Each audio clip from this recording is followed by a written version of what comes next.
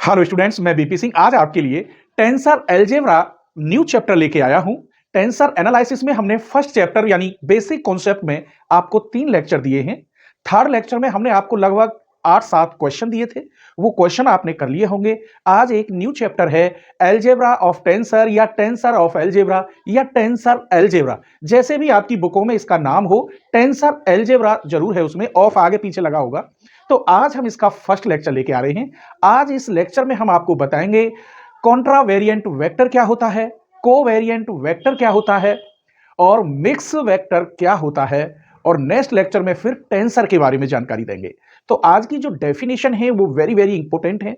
अगर ये आपको बेसिक समझ में नहीं आया तो पूरा टेंसर एनालिसिस की जो 4 यूनिट है वो बेकार हो जाएंगी। इसीलिए हर लेक्चर को, कोई भी लेक्चर मिस नहीं करना है। हर लेक्चर को आप देखेंगे। लगभग 90% बुक दे रहा हूं मैं आपके लिए। ये नहीं है कि 10 वीडियो दे दी, कि 8 वीडियो दे दी या 20 दे दी। जितना भी इसमें जितने चैप्टर हैं, 4 से 5 चैप्टर हैं, सभी के 10-10, 12-12, 15-15 लेक्चर होंगे, तो सबको दूंगा।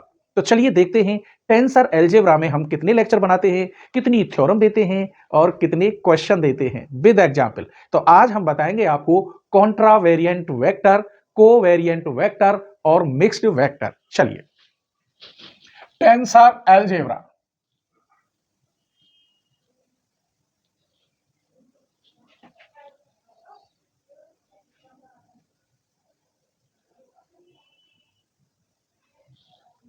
इसमें सबसे पहले हम टेंसर की डेफिनेशन लिखते हैं और आज मैं जो डेफिनेशन बताऊंगा वो सब सेम होंगी, सभी सेम, आज ही आपको रट जाएंगी। तो सबसे पहले टेंसर की डेफिनेशन देखिए। Tensor is a tensor is a an entity which, entity कहते हैं एक इकाई को, ठीक है ना। मैं और क्या नाम दूंगा, ए आई को, जैसे ए आई जे आएंगे यहां, तो entity which is independent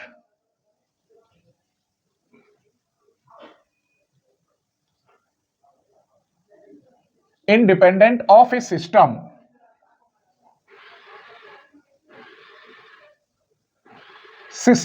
of coordinates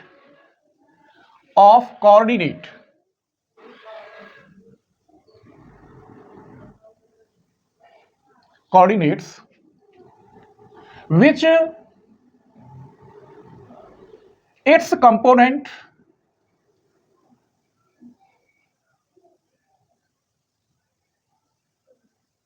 components and follow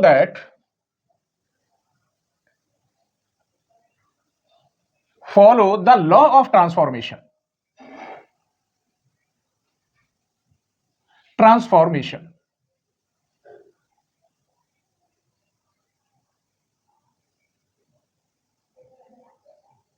law of transformation में एग्जाम्पल बताऊंगा, मगर आप नोट्स बना रहे हैं तो ये लाइनें लिखनी होंगी।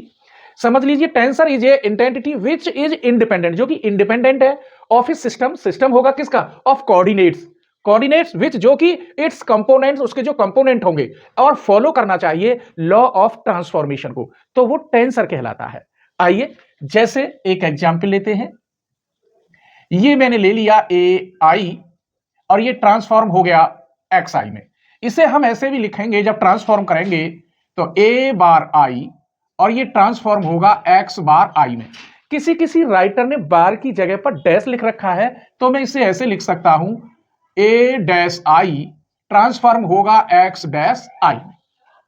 अब लॉ ऑफ ट्रांसफॉर्मेशन क्या होता है वो देख लीजिए।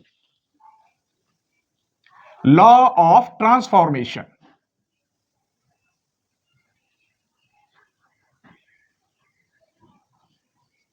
लॉ ऑफ ट्रांसफॉर्मेशन में ये ले रहा हूं मैं ए बार आई, तो इसे कैसे लिखते हैं, A alpha del X bar I upon del X alpha, या इसे डैश में भी लिख सकते हैं,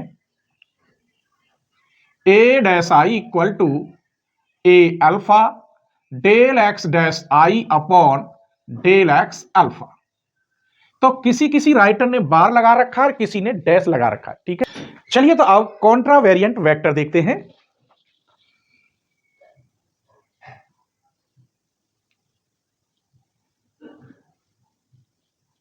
vector.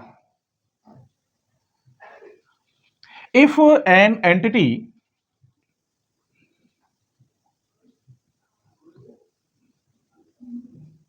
A index I in xi, system of coordinate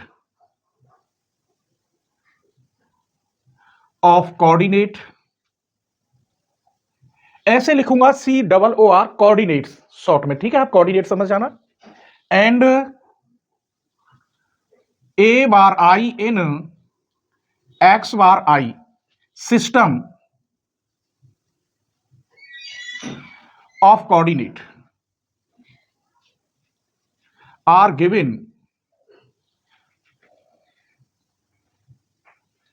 then it is said to be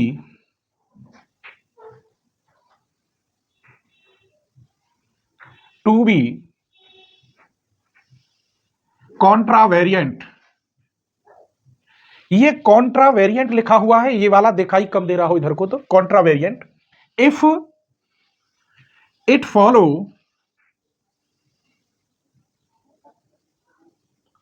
that law of transformation,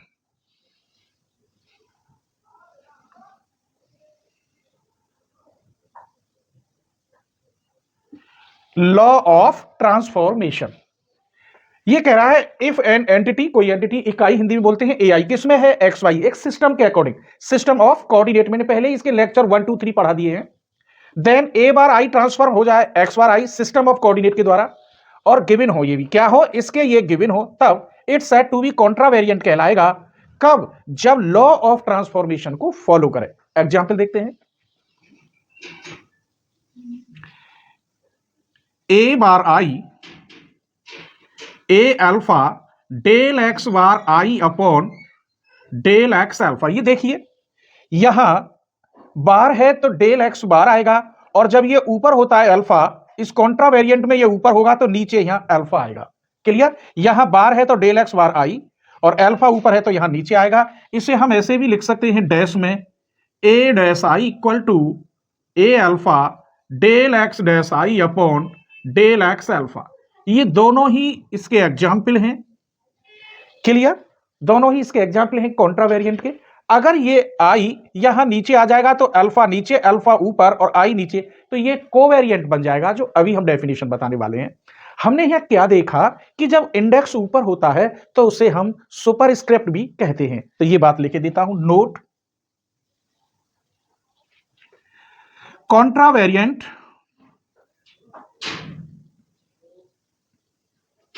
is also superscript।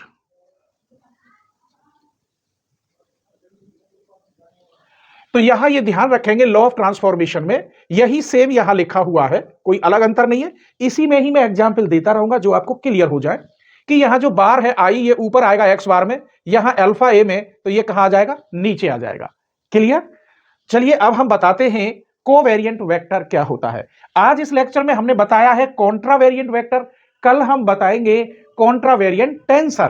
ठीक है, पहले वेक्टर समझ लेते हैं, फिर टेंसर समझेंगे, फिर थ्योरम और क्वेश्चनों पर पहुंच जाएंगे। ठीक है, आइए। Covariant vector,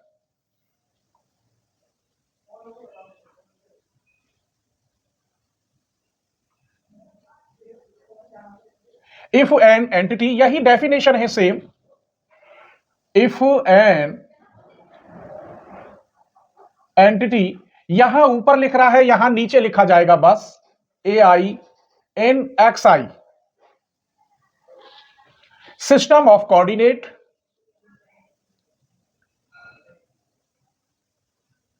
and A bar I in X bar I system of coordinate, system of coordinate,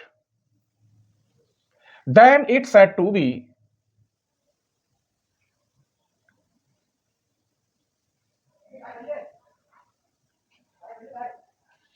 covariant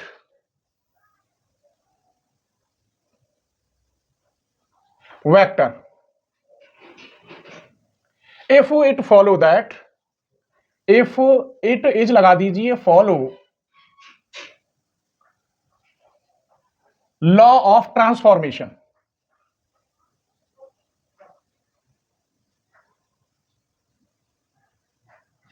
same यही डेफिनेशन है, यहां ऊपर है और यहां इंडेक्स जो आई है वो नीचे है। बस एग्जाम्पल देखते हैं।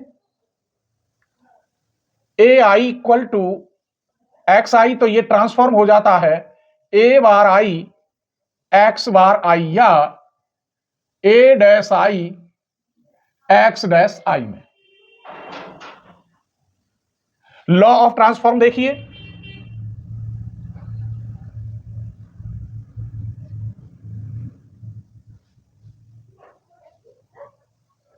Law of transformation, A bar I, यहां अल्फा नीचे आएगा तो यहां डेल एक्स अल्फा ऊपर और डेल एक्स बार आई नीचे आएगा। यहां ये उल्टा हो जाएगा, जैसे ये आई नीचे है तो अल्फा यहां नीचे आएगा, ये अल्फा ऊपर और बार नीचे।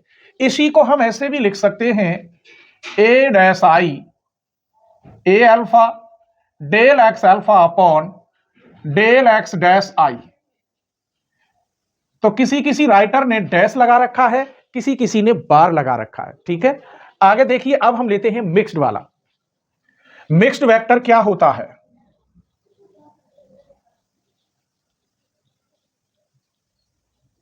मिक्स वेक्टर में ये दोनों आएंगे। इसे एक और लिख लीजिए, जैसे ये लिखा था इसे भी लिख देते हैं। नोट कोवेरिएंट इज आल्सो, यहां सुपरस्क्रिप्ट था यहां सब, तो कॉन्ट्रावेरिएंट सुपरस्क्रिप्ट होता है और कोवेरिएंट सबस्क्रिप्ट। जिनमें ये कॉन्ट्रावेरिएंट और कोवेरिएंट दोनों मिल जाए उसे हम मिक्स्ड वेक्टर कहेंगे। आइए, if a mix vector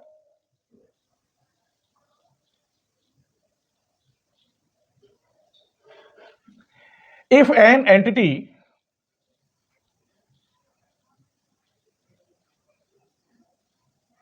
aij in xij, यहां एक ही होता है, सिस्टम ऑफ कोऑर्डिनेट एंड, यहां बार लगाइए A bar I J in X bar I, system of coordinate, system of coordinate, then aij is said to be mixed vector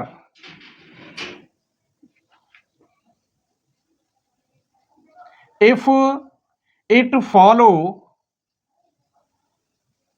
that law of transformation।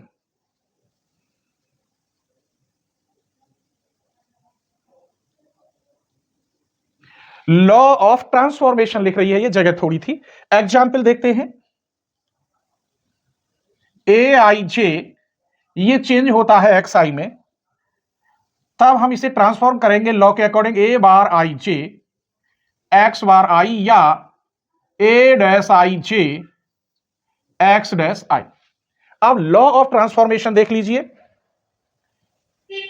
A bar I जे, यहां ए alpha से beta, del X bar आई ऊपर जाएगा तो alpha नीचे जाएगा। अब beta ऊपर जाएगा, del X beta upon del X bar J. ये देखिए, जब यह अल्फा ऊपर है तो नीचे जाएगा तो एक्स बार ऊपर, बीटा नीचे है तो बीटा ऊपर जाएगा, एक्स बार जे नीचे। इसे हम ऐसे भी लिख सकते हैं, बार की जगह पे अगर डैश लगा हो तो I J A alpha beta del X dash I upon del X alpha del X beta upon del X dash J. J लिख रहा है। तो दोनों तरीका मैंने आपको बताए। दो राइटरों की बुक में अलग अलग लिखा हुआ था, आप पर किस राइटर की बुक है मुझे नहीं पता, इसीलिए मैंने दोनों तरीका बताया। आपकी में डैश हो तो डैश यूज करें, बार हो तो बार यूज करें। किसी भी क्वेश्चन, थ्योरम और आंसर पर कोई फर्क नहीं पड़ेगा। नेक्स्ट लेक्चर में मैं आपको क्या क्या देने वाला हूं, एक झलक आप उसकी भी देख लें और स्क्रीनशॉट ले लें। तो लेक्चर 2 में हम आपको क्या क्या देने वाले हैं वो देख लीजिए। लेक्चर 2 में देंगे contravariant tensor, covariant tensor, mixed tensor, type of tensor, ये नया आ गया अब आपके लिए, rank of tensor, subtraction and addition of tensor, और डिफाइन करेंगे विद एग्जांपल। हर एक में हर एक का अलग अलग एग्जांपल देंगे आपके लिए। तो उम्मीद करते हैं आज का लेक्चर आपको जरूर पसंद आएगा और अपने फ्रेंडों के साथ आप जरूर शेयर करेंगे। वीडियो पसंद आई हो तो प्लीज अपने एक फ्रेंड के साथ जरूर शेयर करें और चैनल को सब्सक्राइब जरूर कर लें। नेक्स्ट वीडियो का नोटिफिकेशन फिर नहीं पहुंचता, ठीक है? स्क्रीनशॉट ले लीजिए।